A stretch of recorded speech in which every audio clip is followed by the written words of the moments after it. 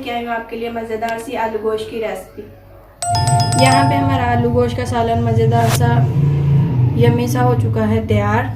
बिस्मिल्लाहिर्रहमानिर्रहीम। आज हम बना रहे हैं आलू गोश्त। तो गोश्त को मैंने पहले से धो के रखा है। हाफ के जी यहाँ पे मैंने गोश्त लिया है और हाफ के जी ही आलू लिया है। आलूओं को भी मैंने धो के अच्छी तरह से कट करके पीसेस में उनको पानी में रखा है ताकि वो काले ना हो।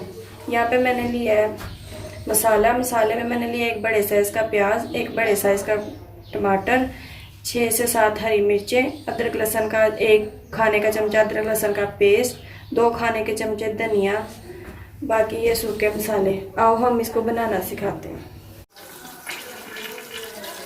आलू गोश्त बनाने के लिए मैंने कुकर का इस्तेमाल किया। तो यहाँ पे मैंने डाला है आधा कप घी। उसको गर्म होने तक के लिए हम छोड़ देंगे ताकि वो गर्म हो जाए, तो फिर हम उसमें प्याज डालेंगे। घी हो चुका है हमारा गर्म। अब मैं इसमें डालूंगी प्याज। तो यहाँ पे मैंने इसमें प्याज डाल दिया। प्याज को हम अच्छी तरह से फ्राई कर लेंगे। लाइट सा फ्राई करना है, ज़्यादा फ्राई नहीं करना। यहाँ पे प्याज तकरीबन हमारे ब्राउन हो चुके हैं। हल्के से इसको हम और ब्राउन करेंगे, तो फिर हम इसमें डालेंगे अदरक लहसुन का पेस्ट। यहाँ पे हम डाल रहे हैं अदरक लहसुन का पेस्ट। इसको भी हम 2 मिनट के लिए भून लेंगे।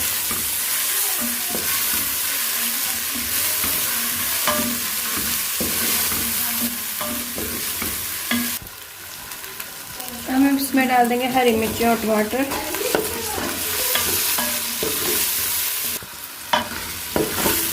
अब मैं इसको लगाऊंगी हल्का सा पानी, क्योंकि अदरक लहसुन का जो पेस्ट मैंने डाला था वो नीचे लग रहा है।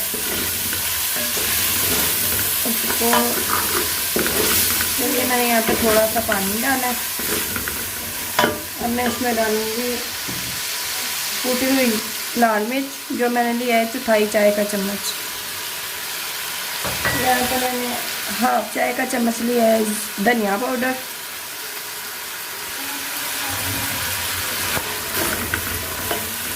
और 1 चाय का चम्मच लिया है मैंने साबुत गरम मसाला, जिसमें ज़ीरा, लौंग, बड़ी इलायची, दालचीनी शामिल थे।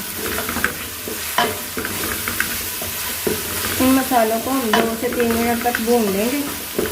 जब तक ये खड़े मसालों की खुशबू ना आने लगे तब तक हम इसको भून लेंगे।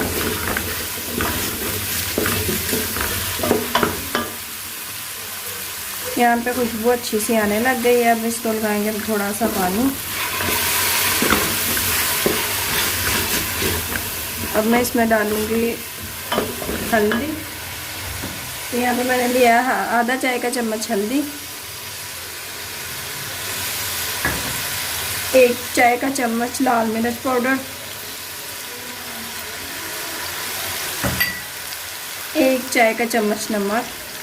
आप नमक अपने टेस्ट के हिसाब से कम ज़्यादा कर सकते हैं।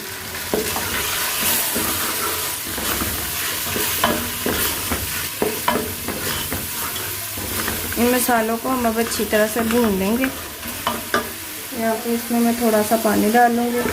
मसाले को जलने से बचाने के लिए आप इसमें थोड़ा थोड़ा सा पानी डाल के इनको अच्छी तरह से भून सकते हैं।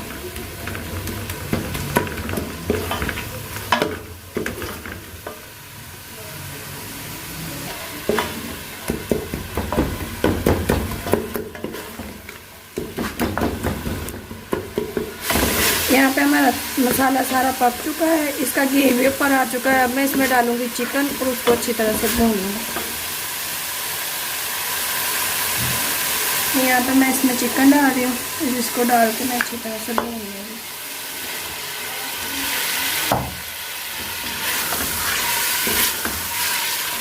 मैंने चिकन लिया था लेग पीस वाला हिस्सा, तो मैंने इसको अच्छी तरह से भून लिया। आप चाहे तो अपनी मर्ज़ी से कोई सा भी हिस्सा ले सकते हैं, लेग पीस वाला या सीने वाला।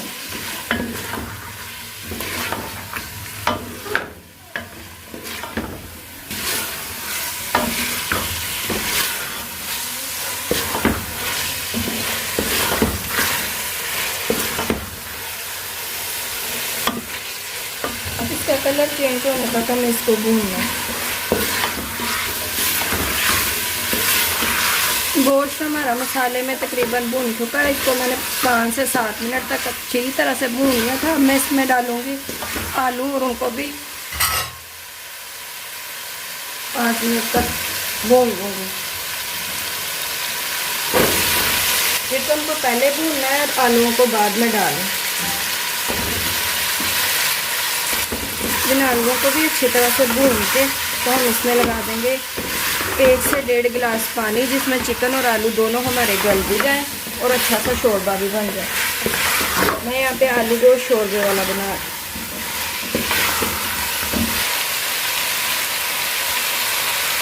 यहाँ पर मैंने इसको 1 गिलास पानी लगाया।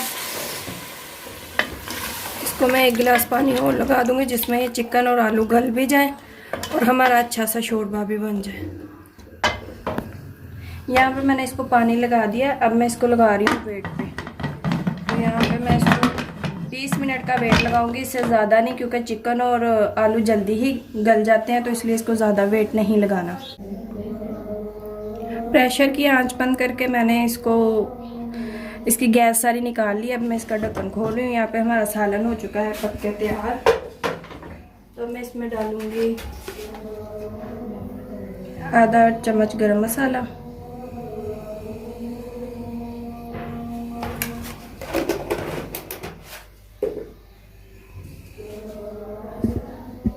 यहाँ पे हमारा आलू गोश्त का सालन मज़ेदार सा यम्मी सा हो चुका है तैयार। आई होप कि आपको मेरी रेसिपी पसंद आई होगी। मिलते हैं एक नई रेसिपी के साथ। मेरे चैनल को सब्सक्राइब